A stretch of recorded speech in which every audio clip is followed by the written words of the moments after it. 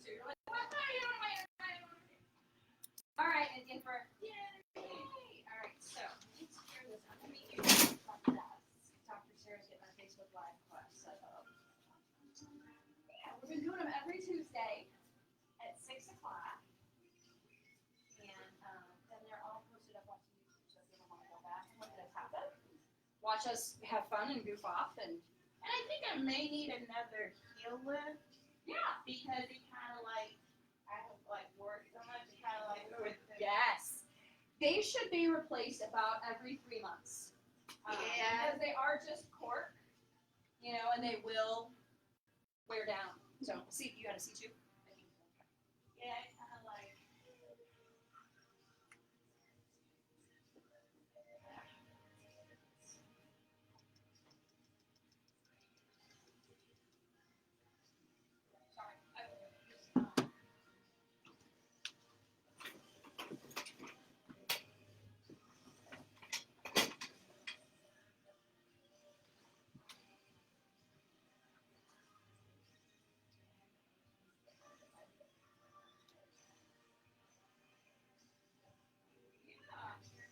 Here, you can have it.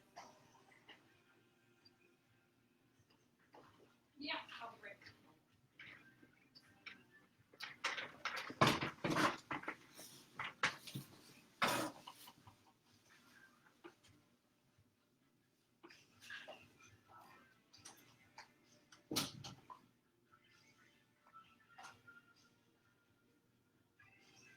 Did you vibrate today? Yeah.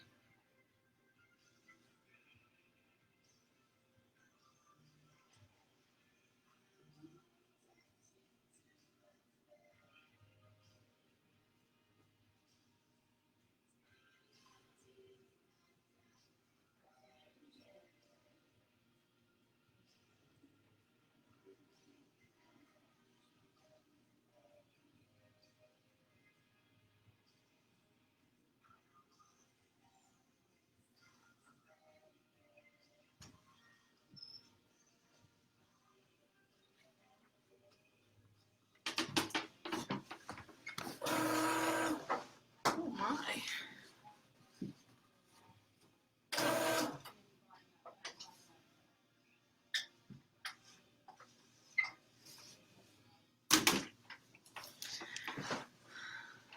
Hello, world.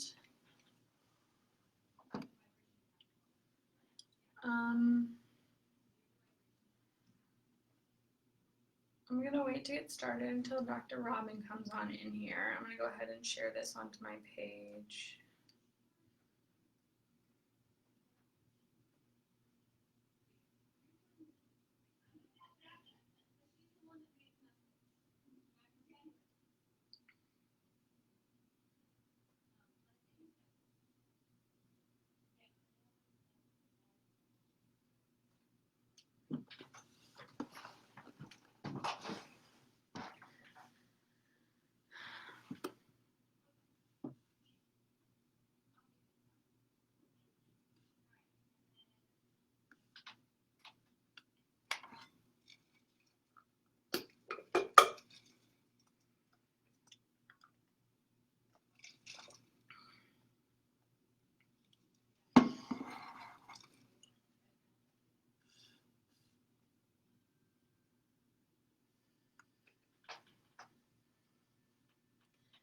Sure, these videos must be awkward to watch after the fact because right now I'm just waiting for anyone to start watching.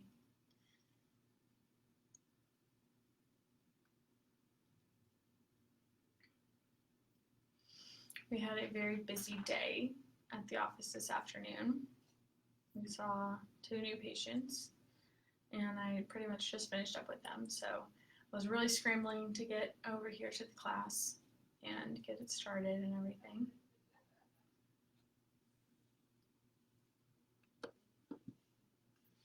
So we'll go ahead and get started once Dr. Robin finishes up with our last patients. She is out in the main office. I'm here in our exam room. Please, if you guys are watching, go ahead and write in the comments say hi, let us know you're here, and we can't wait to get started telling you guys about the art of the work-life balance. I think this is something that's really important, especially now when a lot of people are still working from home, and their work-life balance has probably changed a lot from how it used to be. But yeah, so we're gonna dig into this in a couple of minutes once Dr. Robin comes on in. For those of you who might not know me, I'm Dr. Sarah Ponica, and I work with Dr. Robin Lawrence here at Get Well Family Chiropractic in Florissant, Missouri. And we've been doing these Facebook Live classes every week for the last quite a few weeks. The first one was supposed to be an in-person live class, and it fell literally right when places started shutting down for coronavirus. So we decided, let's make it a Facebook Live class, and we did, and we've been doing it one every week since.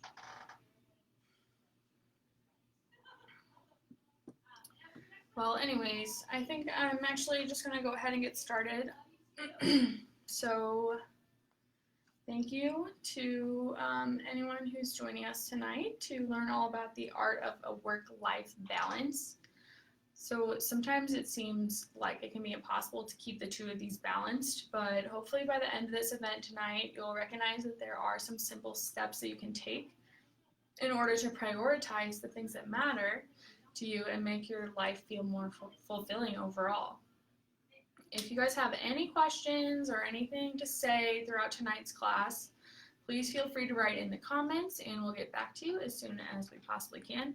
Also, if you think this is a topic that anyone you know might benefit from, please share our live video. Give your friend a text, tell them to come start watching us, because we really love when our classes start to get a little bit of a dialogue in the comments.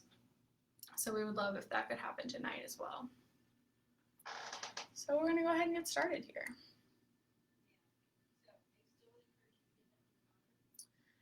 So first things first, that thing in our pocket or on the table next to you, or maybe charging just a few feet away, your smartphone. I'm guessing you've got one, and just about 77% of Americans do have a smartphone. Smart devices can be fantastic tools. You've got the answers to almost any question at your fingertips. You can reach anyone at any time, anywhere in the world, and best of all, your phone acts like a million tools in one, thanks to the smart applications or the apps that are on our phone. But unfortunately, our technology makes us accessible to our employees and employers alike around the clock. And because most of us are glued to our phones anyways, it can be difficult to draw boundaries between work life and personal life.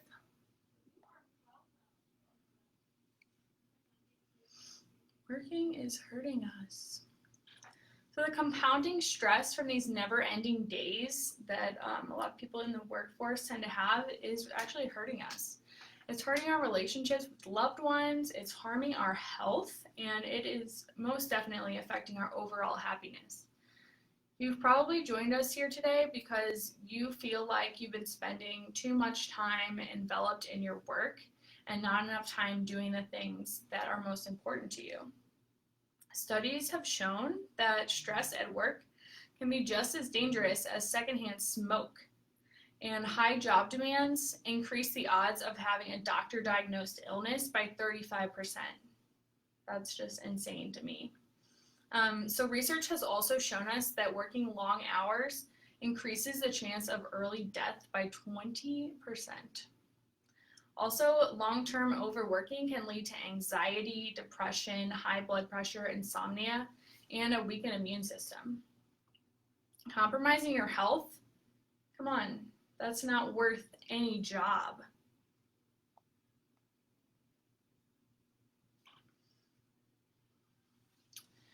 So think back to like when you were in school, when you were a student, and your whole life revolved around getting homework done and getting projects completed. When you're in that situation, when you're in school, it's easy to focus all of your attention on your work. If you're the type of person who likes to spend a lot of time and energy focusing on school, those perfectionist habits likely followed you into adulthood. But unfortunately, as we grow older, our responsibilities become broader. Instead of spending our free time studying for a test, we have to balance relationships, errands, and even children. At this point, the idea of achieving perfection becomes out of reach. And the first step to achieving a work-life balance is accepting that. So let us know in the comments if you notice any similarities of your current work ethic to how you treated your education.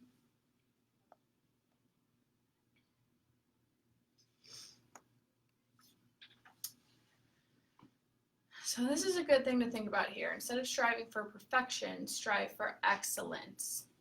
Not that long ago, it was a badge of honor to work a 7-day week, a 12-hour day.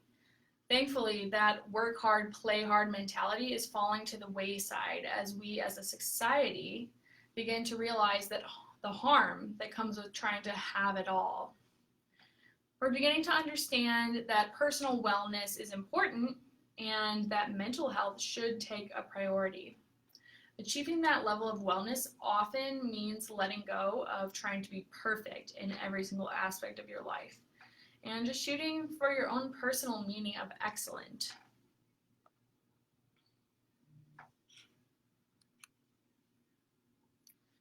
Just 1 second, guys.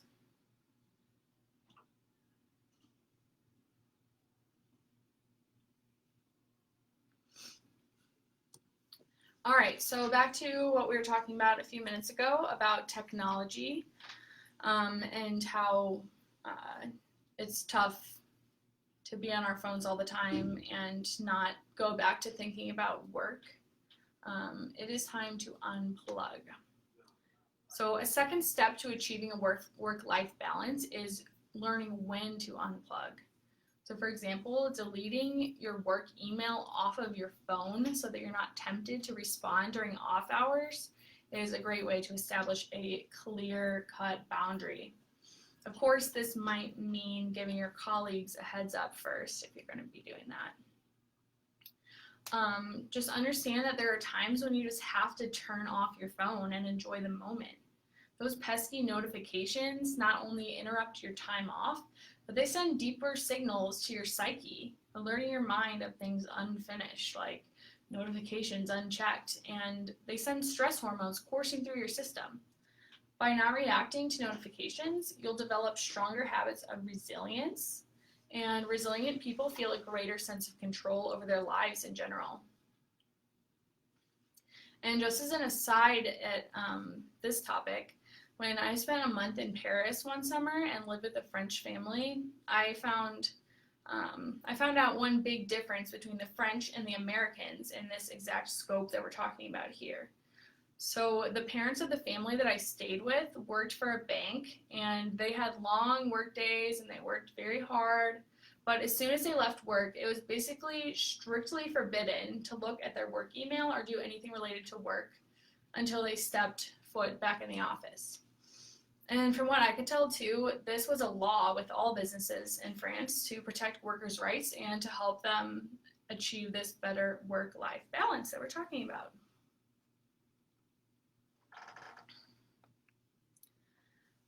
Hi guys, looks like we've got a few people watching now, so please, drop a hello in the comments. Let us know who's watching us tonight. So now we're going to talk about exercise with regards to this work-life balance.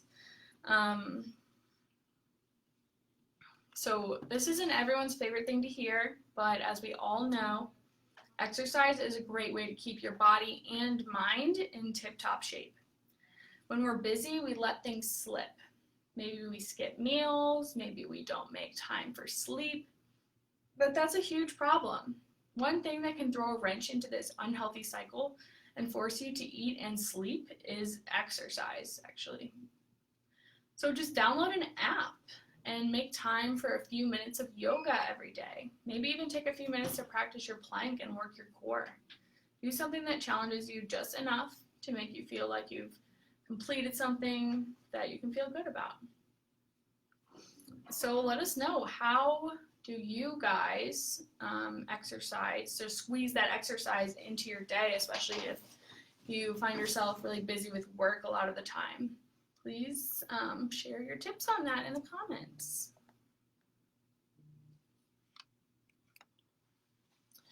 So the main goal here is to find something that you enjoy doing and that makes you feel good after you've done it. So in other words, don't think of exercising as a chore. So running is not for everybody. Yoga isn't everyone's cup of tea. Maybe you used to enjoy playing basketball as a kid with your friends after school. That is a great way to keep in shape too. So if you just really love basketball and get back to it, you could do some research, maybe find a local league that you could join, or even just track down the closest basketball court and just show up to practice shooting your hoops.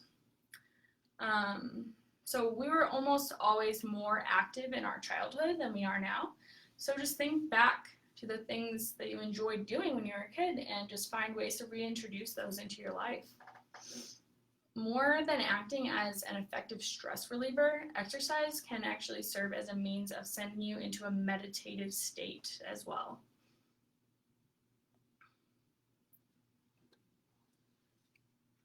So speaking of meditation here, many great thinkers and doers section off time in their day for a few moments of meditation. So here's a few of those great doers and thinkers. Oprah Winfrey has always been an outspoken advocate for meditation, and for a good reason, we'd say. Rupert Murdoch, the News Corp CEO. Bill Ford, who's the executive chairman of Ford Motor Company. And Arianna Huffington, president and editor-in-chief at Huffington Post. They all meditate. Meditation reduces stress, and it's also a great way to take time to check in with ourselves and just evaluate any pain or any mental stress that we might be subconsciously tucking away because we're just too busy to notice it. And not to mention just noticing it, but we're too busy to take care of it.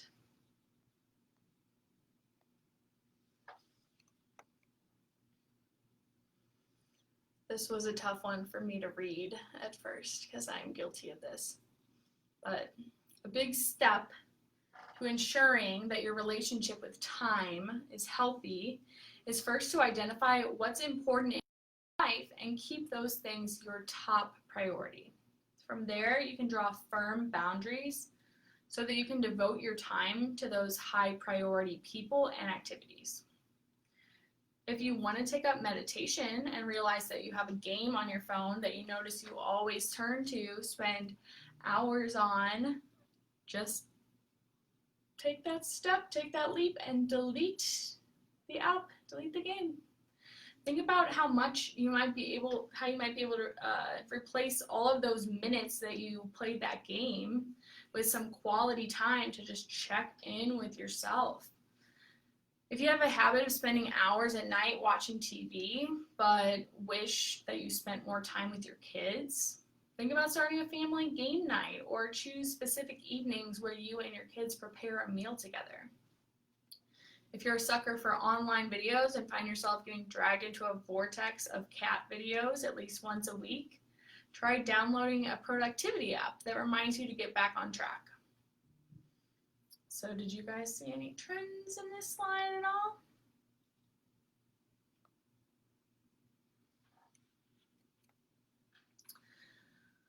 So the most difficult part of the work-life balance is learning to say no.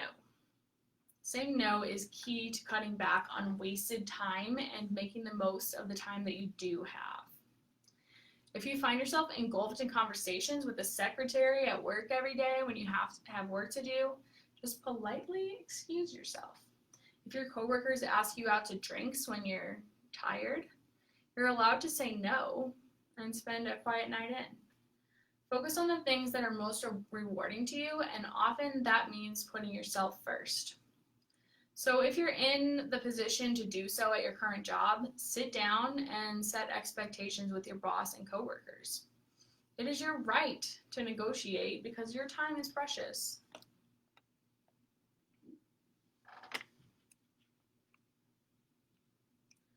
So for a lot of us, saying no really can be difficult, and it's for a good reason. We want people to like us. It's only human, and you're not alone in feeling this way. Even people who write and strategize for a living can have a difficult time typing out the word no when we're being asked for a favor by someone we care about. But let me tell you right now, it is okay to say no. More importantly, you should say no every once in a while, especially if you have other things that you need to tend to, even if that other thing that you have to tend to is your own self-care. Even if it's a little bit awkward, say no. You can even use this template here, which was written by strategist Alexandra Franzen for The Muse. So it starts out, hey, blank, the name. Thanks for your note. I am so proud of you for blank, and I'm flattered that you'd like me to bring my brain into the mix. But I need to say no because blank. But I would love to support you in a different way. And then you can offer an alternative form of support here. And then you would say, thank you for being such a wonderful blank friend, coworker, whatever. I'm honored to be a part of your world. And then a few closing words of encouragement if you'd like, and just sign it there. Okay, do you feel like your workday is normal? First of all, we are going to put normal into an international context here, as in is it normal for humans to work this much? So check this out.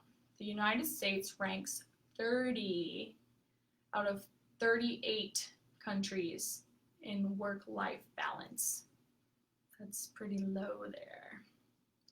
Here are some stats from European countries with much higher rates of happiness, I might add, that we could take a few notes from. So in the Netherlands, they have the following perks with their work days. So they have 4 work days per week or 29 hours of work per week. They have paid vacations, maternity, and paternity leave. That's a great thing that a lot of jobs here don't give you much of, is letting the dad hang out with the baby. And they have the right to reduce hours to part-time without losing their job. Denmark gets these benefits: the choice of when to start the workday and whether to do it from home or at the office. Also, they have a minimum of 5 weeks paid vacation for all workers. And then France is lucky enough to enjoy a policy encouraging employees to disconnect from work email while they're off work, which I had mentioned this earlier. And they also have 25 federally mandated vacation days every year. And this policy is so amazing too, because most French families tend to take the whole month of August, or other months around there, off of work to take their families on a long vacation. It gives them a chance to just really step back from the past year of hard work and just recharge and spend a ton of quality time with their families.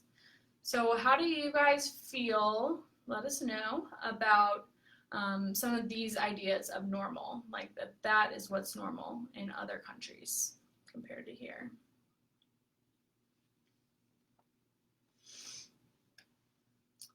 So not only do employees benefit from a better work-life balance, but employers actually can benefit too. The numbers show that employers that prioritize work-life balance rake in more profit. So let's see how this happens.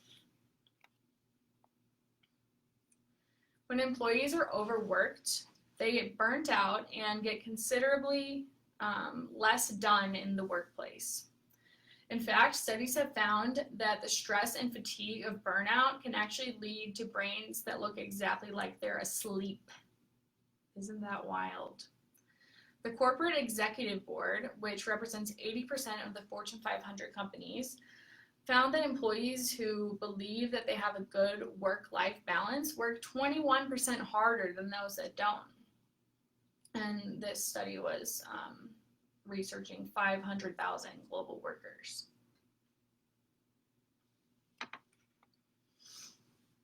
So it's really costly to replace workers because the company can lose productivity when a worker leaves a job, and the inevitable learning curve of the next worker can make a company lose money as well. One study found that more than 1 in 4 employees at organizations who perceived no support of work-life balance plan to leave their employee within the next 2 years. For workers who felt that their employer did support a work-life balance, only 17% planned on leaving.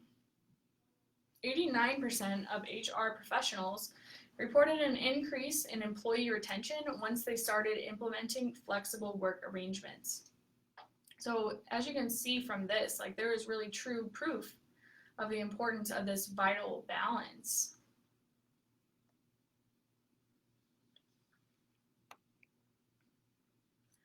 I'm an employer. What can I do to encourage this work-life balance?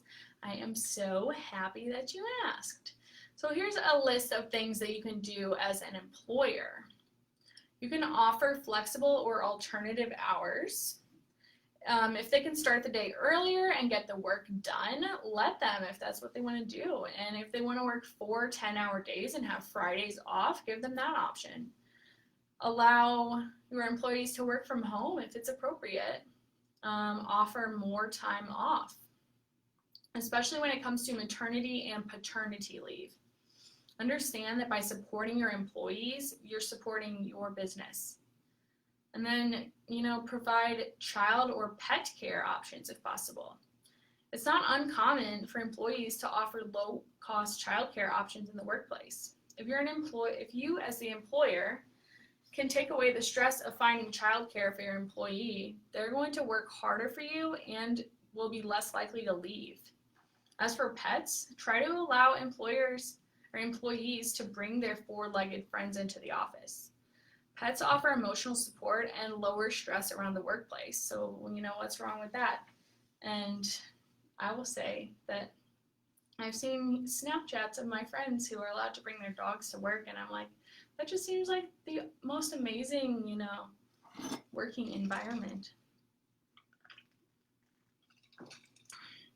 And finally, as an employer, you can host company-sponsored family events like picnics or cookouts to show appreciation for the families of your hardworking employees. So do you guys have any other suggestions that I could add to this list for employers who, can implement anything to, help improve that work-life balance? If you do, you can share those in the comments. All right, so if you're looking for a new job, your work-life planning begins before you accept your next job. At a job interview, you should keep your ears open to the company's views on telecommuting, work culture, time flexibility, and so on.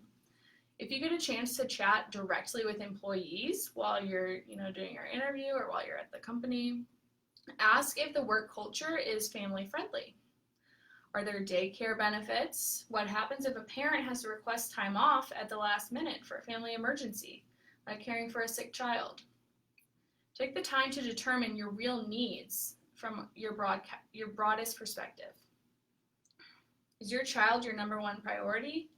Maybe it makes sense to take the lower paying job that's closer to your child's preschool, for example.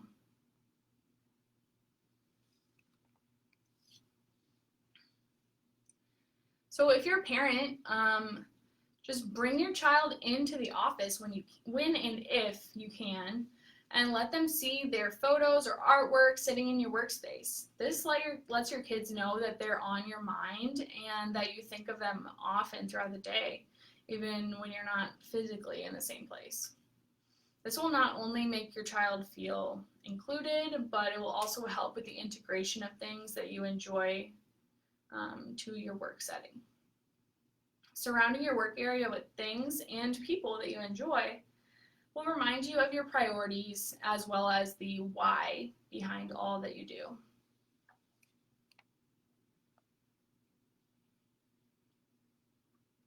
So New Year's resolutions are rarely achieved, and the strictest of diets are broken just days after they begin. So why is this? It's because we're trying to push ourselves too quickly. Trying to make room for work-life balance can end in the same way if we don't think carefully about what is actually achievable. Baby steps are okay. If you'd like to spend more time with your family, don't start by vowing to be home every night. Start out with once or twice a week. Keep your goals realistic and sustainable. So one last thing here. Work-life balance means something different to everyone. Maybe for you, balance isn't the right word. Maybe you own your own business and you're living solo and loving it, which is fantastic. In this case, maybe the phrase work-life harmony or work-life blend sounds more fluid and doable for you. What is important is that you practice self-care. Make time for your mental and physical health, because in the end, the highest thing that should be on your to-do list is you. All right, and that is all I have for you guys this evening. Thank you so much for taking the time to join us. And if you do want the sources here, we can definitely get those to you if you want to reach out. So we loved sharing with you all this topic tonight. And we're so excited for each of you to go forth and find your way to a healthy work-life balance. Again, if you have any questions or anything, feel free to post in the comments.